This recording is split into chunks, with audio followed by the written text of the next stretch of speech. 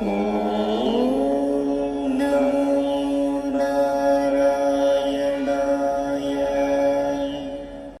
நமஸ்காரம். தசகம் 17ல் 6லிருந்து 11 வரைக்கும் இருக்கக்கூடிய ஸ்லோகங்களோட விளக்கங்களும் ஸ்லோகங்களும் பார்க்கலாம்.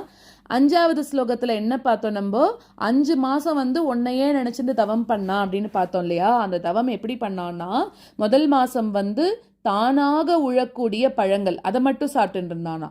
அடுத்த 2வது மாதம் இலைகளை மட்டுமே சாப்பிட்டு இருந்தான். 3வது மாதம் தண்ணியை மட்டுமே. 4வது மாதம் வெறும் காற்றை மட்டும். 5வது மாதம் ஒன்றுமே சாப்பிடாம ஒரே காலிலேயே நின்று தவம் பண்ணியிருந்தானா துருவன். ஸோ இந்த மாதிரி எல்லாம் பார்த்த உடனே என்ன ஆயிடுத்துன்னா, துருவனோட அந்த தவ வலிமையினால திக்கு திசை எல்லாமே மூச்சு திணற ஆரம்பிச்சிருந்தான். அப்போ தேவர்கள்லாம் பயந்து போய் உன்கிட்ட வேண்டிக்கிறான், அவனுக்கு முன்னாடி நீ போய் எப்படியாவது காட்சி கொடுத்துரு அப்படின்னு சொல்லி. அப்போ நீ ரொம்ப கருணையோட கூட என்ன பண்ணன்னா, உன்னோட அந்த ஞானானந்த ரூபத்திலேயே மனம் ஒன்றின் அந்த துருவனுக்கு முன்னாடி நீ கருடன் மேல போய் காட்சி கொடுத்த அப்படின்னு சொல்றார். ஆனா இதுல ஒண்ணு இருக்கு. பெருமாள் இப்படி கருடன் மேல காட்சி கொடுத்தாலும் துருவன் கண்ணை திறந்து பார்க்க மாட்டேன்ட்டானா. ஏன்னா தன்னோட ஆச்சாரியனா இருக்கக்கூடிய நாரதர் என்ன சொல்லியிருக்காரு அப்படின்னா, பெருமாளை அவருக்கு இப்ப கருடன் மேல உட்காந்துன்னு வந்திருக்காரு இல்லையா? நாரதர் உபதேசித்த நாராயணர் எப்படி இருந்தார் அப்படின்னாக்க நின்னுண்டு இருந்தாராம். நின்னுண்டு இருக்கக்கூடிய பெருமாளை தான் சொல்லியிருக்கார். ஸோ அப்படியே தியானம் பண்ணவனுக்கு நீ கருடன் மேல வந்தோடனே அவன் கண்ணை திறக்க மாட்டேன்ட்டான். ஏன்னா ஆச்சாரியன் என்ன சொன்னாரோ அதுபடிதான் நடக்கணும் அப்படின்றது இருக்கு இல்லையா? அதனால அப்படி சொன்னதுனால அப்படி உன்னை பார்க்க மாட்டேன் அப்படின்னு சொல்லிட்டான். இது 6வது ஸ்லோகமா இருக்கு. 7வது ஸ்லோகத்துல அதுக்கப்புறமா இதை புரிஞ்சுட்டு நீ என்ன பண்ணனா, கருடன் மேலேருந்து இறங்கி அவனுக்கு நின்னுண்ட திருக்கோலமா காட்சி கொடுத்த. இப்ப பாக்குறான் துருவன் ஒண்ணு. ஸோ இந்த தரிசனத்துல, இது 7வது ஸ்லோகம், இந்த தரிசனத்துல துருவனோட மனசுல ஆனந்த அலைகள் பாய ஆரம்பிக்கிறதாம். உன்னோட ஸ்வரூபமா இருக்கக்கூடிய அமிர்தத்துல அவன் மூழ்கி போய் உன்னை துதிக்கணும்னு ஆசைப்படுறான். அதை தெரிஞ்சுட்ட நீ என்ன பண்ணனா, உன்னோட கையில சங்கு இருக்குல்ல, அந்த சங்குனால அவனோட கன்னத்துல அழகா தடவி கொடுத்த. எவ்வளோ பெரிய பாக்கியம் துருவனுக்கு கிடைச்சிருக்குல்ல. இது 7வது ஸ்லோகம். 8வது ஸ்லோகத்துல அப்போ அவனுக்கு ஞானோதயம் தூய மனசோட கூட உன்னை வாயார துதிக்க ஆரம்பிச்சானாம். அதை பார்த்த நீ அவனோட மனசை புரிஞ்சின்றதா நீ நீண்ட காலம் நீ அரசு ஆழ்வ அப்படின்னு சொல்லி வரம் கொடுக்குற. அதுக்கப்புறமா எல்லாத்துலேயும் சிறந்ததும் திருப்பம் இல்லாததுமா இருக்கக்கூடிய துருவபதம் அப்படின்னு சொல்லக்கூடிய ஒரு சாஸ்வதமான இடம் உனக்கு தரேன். நீ அப்பா மடியில தானே உட்கார முடியலன்னு ஆசைப்பட்ட, என் கூடவே நீ இரு அப்படின்னு பெருமாள் நான், அதாவது எல்லாருக்கும் அப்பாவா இருக்கக்கூடிய அந்த பெருமாள் துருவனுக்கு சொல்றாராம், நீ என் கூடவே இருன்னு. அதனால அப்படி சொல்லிட்டு இப்ப நீ போய் உன்னோட அரசா ஆண்டுட்டு உன் கடமையெல்லாம் முடிச்சோன்னே வா அப்படின்னு சொல்லிட்டு பெருமாள் கிளம்புறார். இது 8வது ஸ்லோகம். இந்த மாதிரி நீ ஆசி புரிஞ்சதுக்கு அப்புறமா அரசகுமாரன் அப்படின்னு விட்டார். இது வரைக்கும் யாரோட பையனோ அப்படின்னு சொல்லிட்டு இருந்தவர் இப்ப என்ன பண்ணிட்டார், அரசகுமாரன் அப்படின்ட்டார். ஏன்னா பெருமாள் அனுகிரகம் பண்ணிட்டார் இல்லையா? பெருமாள் நம்மளுக்கு அனுகிரகம் பண்ணிட்டாருன்னா வேற எல்லாரும் ஆட்டோமேட்டிக்கா நம்ம கிட்ட விழுந்துருவாளாம். இதுதான் உலக நியதியா இருக்கு. அந்த மாதிரி எல்லாரையும் ஜனங்கள் எல்லாம் மகிழ்விக்கணும்னு இப்ப இந்த அரசகுமாரன் என்ன பண்றான், என் நகரத்துக்கு போறான். அங்க போனோடனே அவனோட உனக்கு இருக்கக்கூடிய அருள், நீ அவனுக்கு கொடுத்த அருள்னால அவனோட எல்லா விருப்பங்களும் நிறைவேறித்தான். அவனோட தந்தை இப்ப இவன் வந்துட்டானோடனே தந்தை தவம் பண்றதுக்கு காட்டுக்கு போயிட்டான். அந்த துருவன் அரசாட்சியை எடுத்துட்டு ரொம்ப நாளைக்கு இன்பமா இருந்துட்டு இருந்தாலும். இது 9வது ஸ்லோகம். 10வது ஸ்லோகத்துல அதுக்கப்புறம் ஒரு யக்ஷன், அதாவது யக்ஷன்னா யாருன்னாக்க யக்ஷகுலம் அப்படின்னு ஒன்று. அந்த குலத்தை சேர்ந்த ஒருவன் என்ன பண்றான்னா, துருவனோட சகோதரனா இருக்கக்கூடிய உத்தமன் அவனை கொன்னுட்டானான். அதனால கோபம் வந்த துருவன் அவளோட போர் பண்ணணும் அப்படின்னு ஆரம்பிக்கிறான். ஆனா துருவன் நினைச்சிருந்தா முன்னாடி இருந்த தன்னோட தம்பி அப்பா கிட்ட என்ன விட்டு கொடுக்கலையே அப்படின்னு நினைச்சிருந்தா சண்டைக்கு கூட போகாம இருந்திருக்கலாம். ஆனா இவனுக்கு குருவாயூரப்பன் மேல பக்தி இருக்கிறதுனால அந்த மாதிரி தன்னோட தம்பிக்கு இப்படி ஆயிடுத்தே அப்படின்னு அவளோட சண்டை போடுறதுக்கு போறான். அப்போ ஸ்வயம்புவ மனுவோட சொல்ல கேட்டு அந்த போரையும் நிறுத்திட்டானாம். ஸ்வயம்புவ மனு இவனுக்கு என்னவாகணும், தாத்தா முறை வரணும் இல்லையா? ஸ்வயம்புவோட மனுவுக்கு உத்தானபாதன் ஒரு பையன் இருந்தான். அவனுக்கு தான் சுருச்சி சுனித்தின்னு இருந்தா. அந்த உத்தானபாதனுக்கு தான் துருவன் பையனா பிறந்தான். அப்ப ஸ்வயம்புவ மனு என்னவாகணும்? தாத்தாவாகணும் இல்லையா? அந்த தாத்தாவோட சொல்ல கேட்டுண்டு அந்த போரையும் நிறுத்திட்டானோ. அதனால மனம் ரொம்ப சந்தோஷப்பட்ட அந்த யக்ஷர்களுக்கெல்லாம் தலைவனா இருக்கக்கூடிய குபேரன் பக்கத்துல உனக்கு என்ன வரம் வேணும் கேளு, நான் கொடுக்கறேன் அப்படின்னு சொல்றான்.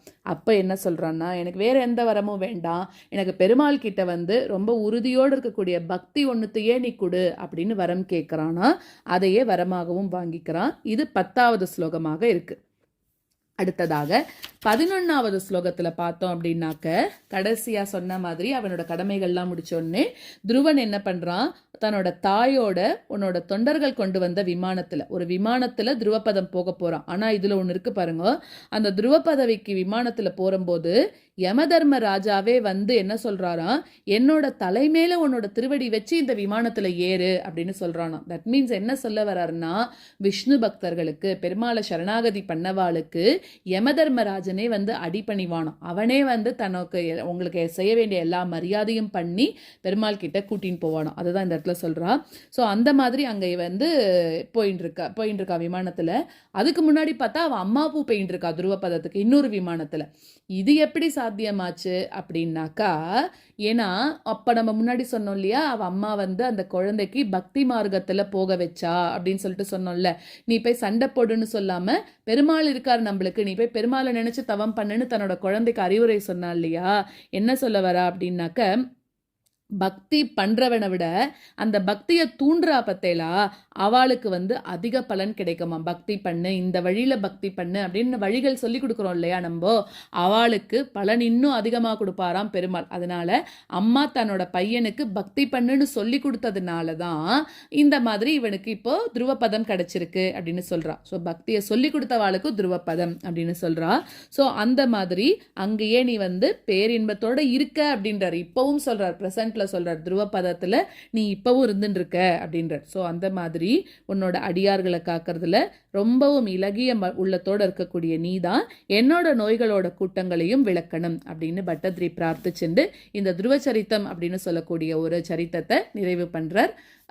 தாவத் தபோபல நிருச்வசிதே திகந்தே தேவார்த்திதஸ் த்வமுதயத் கருணார்த்ர சேதாஹ த்வத்ரூப சித்ரச நிலீன மதேஃப் புரஸ்தாத் ஆவிர்பபூ விதவிபோ கருடாதி ரூடஹ तावत् तपोबलनिरोज्वसिते दिगन्ते तावत् तपोबलनिरोज्वसिते दिगन्ते देवार्तितस्त्वमुदयत् करुणार्द्रचेताः देवार्तितस्त्वमुदयत् करुणार्द्रचेताः त्वद्रूपचिद्रसनिलीनमतेः पुरस्तात् त्वद्रूपचिद्रसनिलीनमतेः पुरस्तात् आविर्बभूविद विभो गरुडाधिरूढः आविर्बभूविद विभो गरुडाधिरूढः तावत् तपोबलनिरोज्वसिते दिगन्ते देवार्तितस्त्वमुदयत् करुणार्द्रचेताः त्वद्रूपचिद्रसनिलीनमतेः पुरस्तात् आविर्बभूविद विभो गरुडाधिरूढः तावत् तपोबलनिरोज्वसिते दिगन्ते देवार्तितस्त्वमुदयत् करुणार्द्रचेताः त्वद्रूपचिद्रसनिलीनमतेः पुरस्तात् आविर्बभूविद विभो गरुडाधिरूढः त्वद्दर्शन प्रमदभार तरङ्गितं तं धृद्भ्यां निमग्नमिव रूप रसायनेते तुष्टूषमानम् अवगम्य कपोलदेशे संस्पृष्टवान् असिदरेण तथाधरेण त्वद्दर्शन प्रमदभारतरङ्गितं तं त्वद्दर्शन प्रमदभारतरङ्गितं तं दृग्भ्यां निमग्नमिव रूपरसायनेते दृग्भ्यां निमग्नमिव रूपरसायनेते तुष्टूषमानमवगम्य कपोलदेशे तुष्टूषमानमवगम्य कपोलदेशे संस्पृष्टवानसिदरेण ततादरेण संस्पृष्टवानसिदरेण ततादरेण त्वद्दर्शन प्रमदभारतरङ्गितं तं दृग्भ्यां निमग्नमिव रूपरसायने ते तुष्टूषमानमवगम्य कपोलदेशे संस्पृष्टवानसिदरेण ततादरेण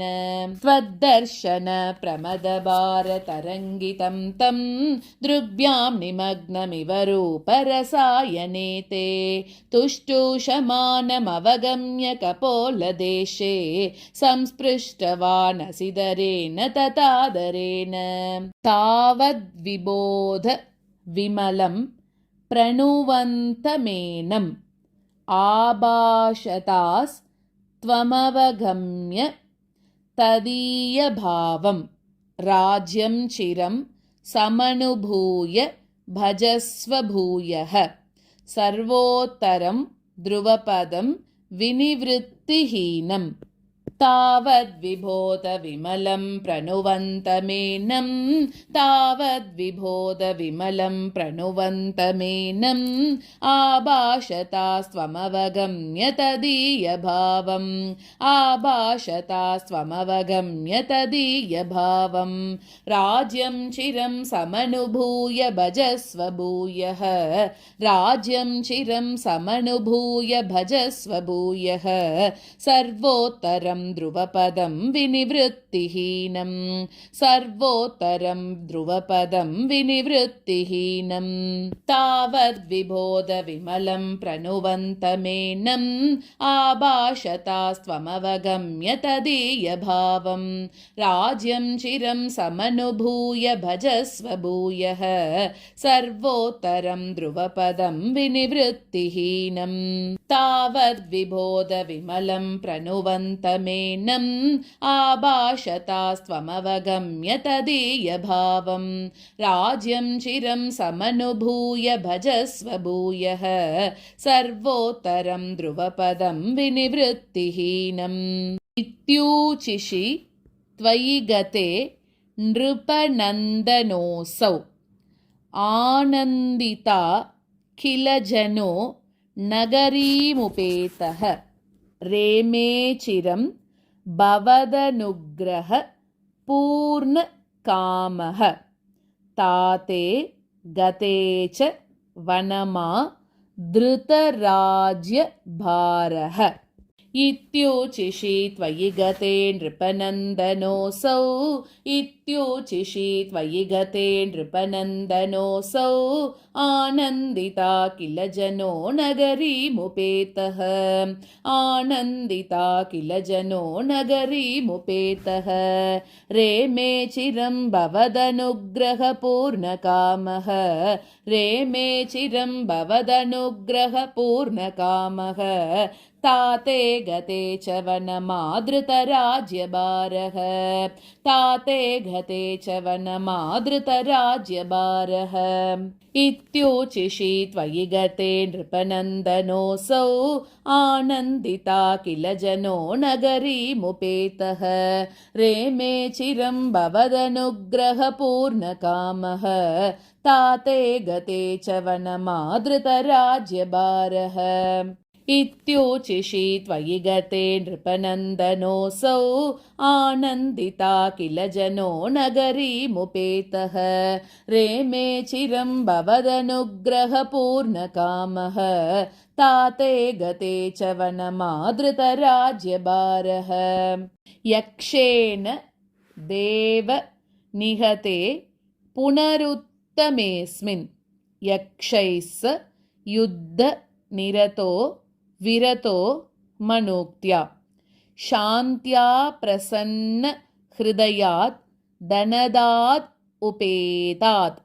त्वद्भक्तिमेव सुदृढाम् अवृणोन्महात्मा यक्षेण देव निहते पुनरुत्तमेऽस्मिन् यक्षेण देव निहते पुनरुत्तमेऽस्मिन् यक्षैः स युद्धनिरतो विरतो मनुक्त्या यक्षैः स युद्धनिरतो विरतो मनुक्त्या शान्त्या प्रसन्नहृदया धनदादुपेतात् शान्त्या प्रसन्नहृदया धनदादुपेतात् त्वद्भक्तिमेव सुदृढामवृणोन्महात्मा त्वद्भक्तिमेव सुदृढामवृणोन्महात्मा यक्षेण देव निहते पुनरुत्तमेऽस्मिन् यक्षैः स युद्धनिरतो विरतो मनुक्त्या शान्त्या प्रसन्नहृदया धनदादुपेतात् त्वद्भक्तिमेव सुदृढामवृणोन्महात्मा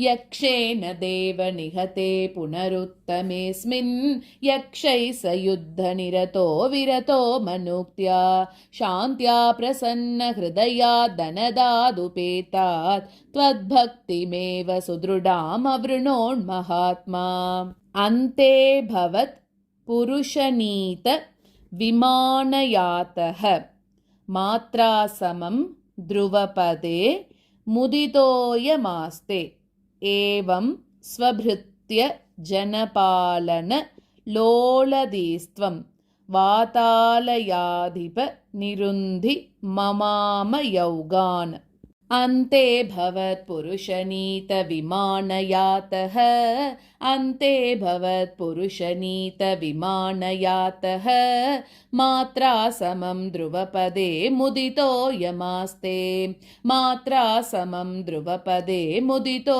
यमास्ते एवं स्वभृत्य जनपालनलोलदीस्त्वं एवं स्वभृत्य जनपालनलोलदीस्त्वं वातालयाधिपनिरुन्धि ममामयौगान् वातालयाधिपनिरुन्धि ममामयौगान् अन्ते भवत्पुरुषनीत विमानयातः मात्रासमं ध्रुवपदे मुदितो यमास्ते एवं स्वभृत्य जनपालनलोलदीस्त्वं वातालयाधिपनिरुन्धि ममामयौगान् अन्ते भवत्पुरुषनीत विमानयातः मात्रासमं ध्रुवपदे मुदितो यमास्ते एवं स्वभृत्य जनपालनलोलदीस्त्वं वातालयाधिपनिरुन्धि ममामयौगान् नारायण अखिलगुरो भगवन्नमस्ते सर्वत्र गोविन्दनाम संकीर्तनं गोविन्द गोविन्द।